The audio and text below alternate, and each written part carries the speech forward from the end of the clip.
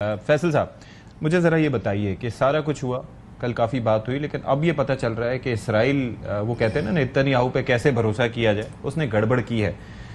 क्या लगता है इस मुआहदे का मुस्तकबिल आपको, और ये जो खून-रेज़ी जिसको सब रोकना चाह रहे थे, आपको लगता है कि ये मुमकिन हो पाएगी?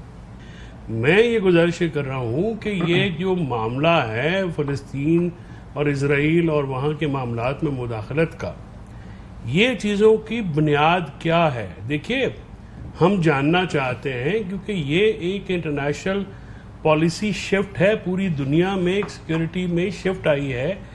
जो सॉवरेन गारंटीज थी गल्फ में वो फेल हुई हैं।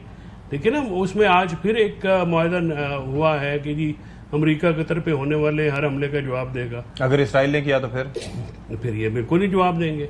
अब ये तो कतर को सोचना है, कतर को सोचना है कि क्या, देखिए कि वो एक ही सुराख से तो बार बार आप नहीं जाते हैं ना जो डसे। अब आपने देखिए, एक इसको प्रैक्टिकली भी सोचना है।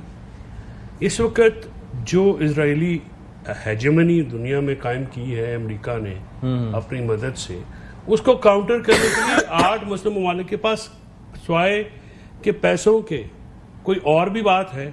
देखिए, ये पॉलिटिकल बात है, इसमें सिक्योरिटी के मसाइल हैं, इसमें सियासी मसाइल हैं, इसमें रिलीजियस मसाइल हैं, फॉर स्टार्टर्स, इसमें एथनिक मसाइल। मैं एक चीज ये जानना चाह रहा हूँ कि पहले जब ये मंसूबे पे कोई बात नहीं थी या सब सोच रहे थे कि किस तरीके से खुदा न खास्ता खून-रेज़ी रुकेगी, उस वक्त क्या था? वेस्ट बैंक की एनेक्सेशन का प्लान, गजा के एक हिस्से में एक गेटो बना देना जहां पर उनको फ़लस्तीनियों को भेज देना, या वहां से मुल्क बदर कर देना, या वहां से परमानेंटली निकाल देना, या फिर यह है कि मजीद जो बची रही सही कसर है उसको भी निकाल देना।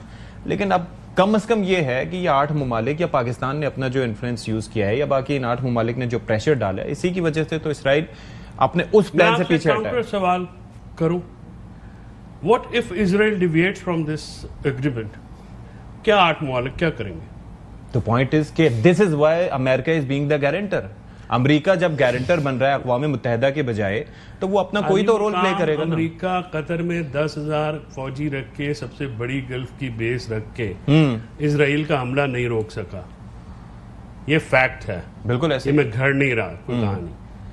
आप इस कैपेसिटी है हमारे ये जो 8 मुल्क हैं स्वाय पाकिस्तान की आर्मी के, जो कि मुस्लिम वर्ल्ड में, जो मुस्लिम ब्लॉक में वाहिद मरबूत मुनज़्ज़म ताकतवर फौज है, वो पाकिस्तान की फौज है। ठीक है, अब जोग्राफियाई हालात और हैं। ईरान पे हमला हुआ, उसका कोई रिस्पॉन्ड मुस्लिम ममालिक नहीं दे सके। कतर पे हमला हुआ, उस पर नहीं हो सके। फ़लस्तीन पे तो बहस हमारी दूसरी तरफ जा रही है, लेकिन कैपेसिटी की जहां तक बात है ना, कैपेसिटी कतर की भी थी, अपनी भी, अमेरिकी डिफेंस शील्ड के अलावा भी उसकी अपनी कैपेसिटी भी थी। विल की बात थी, सऊदी अरब के पास भी अपनी कैपेसिटी है, विल की बात है, ये सारी ये अपनी जगह है। मेरा क्वेश्चन ये है कि क्या हमारे पास इसके अलावा कोई ऑप्शन था? क्या ये जो ऑप्शन है, यानी कि 2 साल से मुजम्मतें, करारदादें, सारी चीजें हो रही थी, अब एटलीस्ट सती सब जो मुआहदे के प्राइमरी फ्रीकैन है वो इसराइल, फलस्तीन है और हमास है, और पीएलओ भी है। पीएलओ भी है। अब पीएलओ ने खुशाइंद किया, करार दिया। गुजारिश है कि पीएलओ की हैसियत जो है वो, अब मैं को मिसाल दूंगा तो नाराज हो जाएंगे कील और शैलाब। वहां पे हमास किस चीज से आती, पहले वो तो माने। क्या इसराइल के जो गजा के रेजिडेंट्स हैं वो इस चीज को मानते हैं? अपना मुल्क छोड़ने में तो बहुत बड़ा कुर्बानी देनी होती है। हमें ये समझ में नहीं आ रही कि हुकूमत इतनी कंफ्यूज होने के बावजूद फिर ये ट्वीट्स और ये वहां पे ये कहना कि हमने ये कर दिया, हमने वो कर दिया, इसके क्या है? इसके अंदर ज़ाहिर क्लैरिटी अभी आएगी, क्योंकि मौके फायर रिस्पांस देना जरूरी था।